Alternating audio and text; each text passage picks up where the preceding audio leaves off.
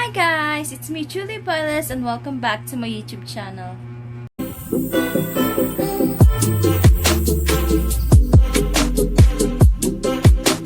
Our video for today guys, as you see in the title, so we're gonna tackle about this one resort called SEAGULL WHITESAND Beach Resort.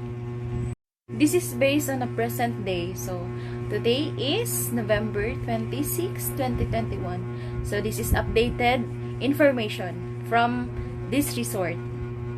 But first, I'm going to show you on how you can go there.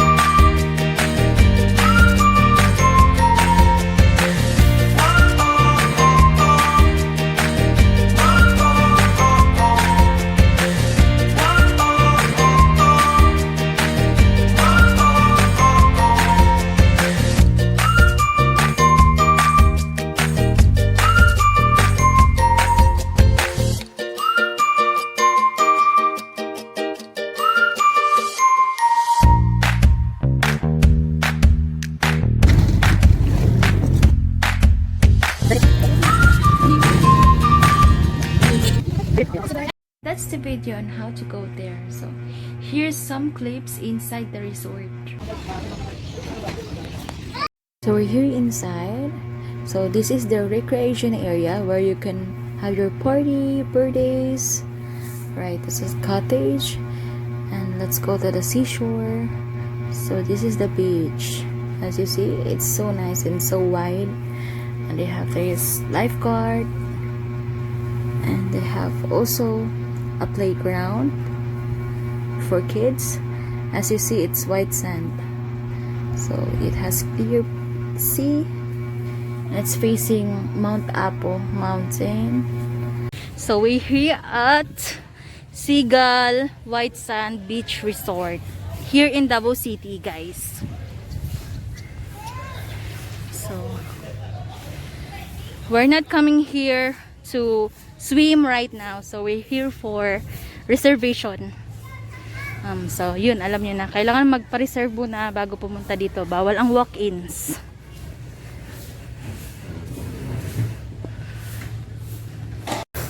Papunta kami ngayon sa cottage or tent na i-reserve namin.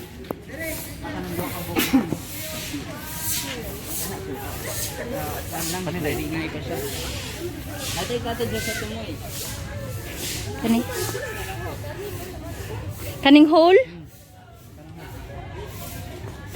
Okay naman na siya. Day tour laman tanong. So right, this is gonna be our tent.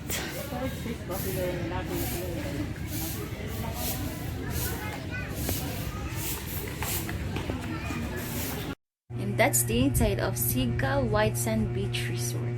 So as you see guys, the place is clean. And also they have accommodating staff. To add more information guys, the cottage I show you which we reserve is, that cottage is worth 1,320 pesos.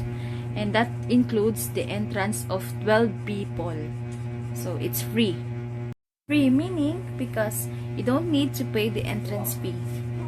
For more information, guys, about the food, they will allow you to bring any food you want to bring. If you're planning to bring soft drinks, any soft drinks, guys, I'm gonna stop you because you need to pay each bottle of it 90 pesos. Yes, it's true. They're gonna charge you each bottle 90 pesos. So if I were you, don't bring any soft drinks. Don't worry, guys. They won't starve you of soft drinks because they are selling soft drinks inside the resort. As I remember, the staff said they have soft drinks 1.5 liters. They sell it 90 pesos. And that's it for my video for today. Guys, thank you for watching this video. I hope you like it, and please subscribe to my YouTube channel. So, bye!